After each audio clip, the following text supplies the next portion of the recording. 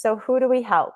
We help everyone. So active parents and grandparents who want to keep up with their kids and enjoy life's memories together.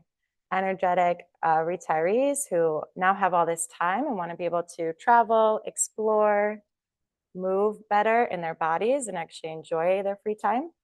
Busy caregivers, those who dedicate a lot of their time to giving to the people that they love the most, maybe often not kind of overlooking their own personal needs. We love to work with young and health conscious people. So those who believe exercise is medicine, which feels like a lot of you guys, you know that movement is good for you and you're just trying to find the right types of exercises to move in your body to feel good. Motivated older adults, those who believe that age is just a number and fitness is achievable at any age. Inexperienced exercises, those who know that they need to move but don't know where to start, how to start. So here we're going to break the cycle, understanding chronic lower back pain. I will go over common causes of back pain, factors that increase and decrease back pain, and treatment options. Here are some fun facts about sciatica pain and low back pain. Maybe not fun, but very interesting low back pains. And it kind of shows you how relatable it is for majority of our population in America. So for back pain, it's the leading cause of disability, preventing people from working and participating in daily activities. In the US alone, low back pain accounts for 25% of all lost work days, making it one of the leading causes of workplace disability.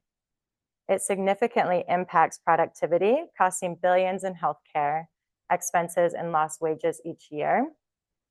And chronic low back pain is responsible for a larger percentage of long-term disability claims. Approximately 80% of adults will experience low back pain in their lifetime. You guys have all experienced. And 85% are going to experience reoccurring episodes where you think you've got it mastered and then one move puts you right back where you were a year ago or 30 days ago. Most back pain is mechanical. I think this is a good thing. Not caused by serious conditions like arthritis, infection, or fractures. It's usually due to muscle strain, poor posture, or overuse.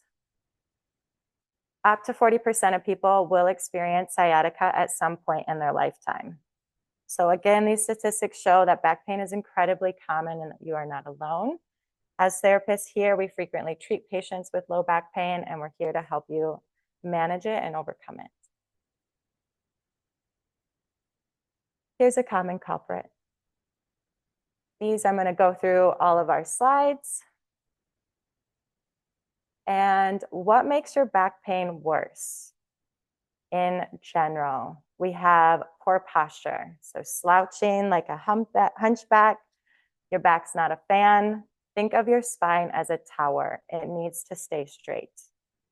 Prolonged sitting or standing, become a statue, not ideal. Your muscles being stuck in one position. Move, stretch, repeat. Improper lifting techniques. Lifting like you're auditioning for the world's strongest man without training, yikes. Remember, bend at the knees, hinge at your hips, not your back. It's like giving your spine a hug. Lack of physical activity. Couch potato vibes, your back's getting weak. Move it or lose it. Strong muscles equal a happy spine. Muscle weakness or imbalance. Got one side of your body doing all of the work. Balance is key. Your muscles need to share the load like a team effort. Stress and tension, feeling the weight of the world on your shoulders. That's your muscles screaming. Take a deep breath. Relaxation is like a mini vacation for your back. Overuse or repetitive movements, doing the same thing over and over again, your back's getting tired. Mix it up. Your muscles love variety like your playlist does. Sleeping on an unsupportive mattress. Your mattress is like a lazy friend who doesn't support you. A good mattress supports you and your spine like a trusty pillow for your head. Time to upgrade.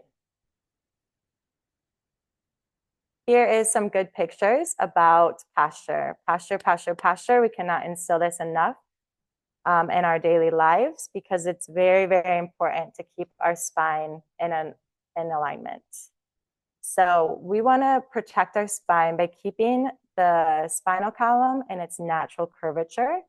This allows us to reduce strain on our muscles, ligaments, and joints and prevents wear and tear. Proper sitting, standing, and movement protect your spine and reduce the risk of chronic pain. The impact of poor posture. That slouching, misalignment, or improper body mechanics leads to muscle imbalances, nerve irritation, added stress on the spine, and that will lead to a very angry body. Mindful movement.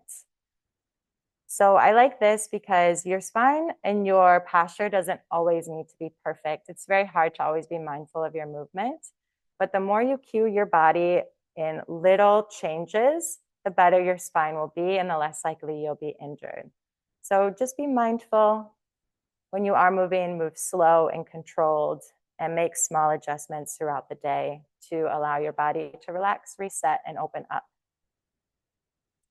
To look at this picture a little bit, you see that he is hinging at his hips, pushing his butt back, bending at his knees, and his spine is nice and straight. Whereas over here, we're rounded, our shoulder and our head are forward, and we're tucking our pelvis. So that whole spine is now out of alignment. And then we're trying to lift something up, not good. Forward head posture when we're texting or when we're on our computers. Over time, our cervical spine is going to get tight. It's going to be irritated. We have that swooping belly again. So our vertebrae is not stable. And we run the risk of getting our disc to kind of herniate out posteriorly. And driving as well, driving for hours with improper posture. Having like an ergonomic setup or seeing where your head is in space to align with your spine when you're driving, your body will thank you later.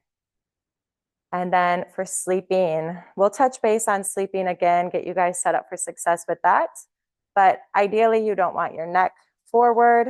You want your spine nice and supported. You want your hips supported. So in a nice straight line, nothing bending forward for those prolonged hours of sleeping.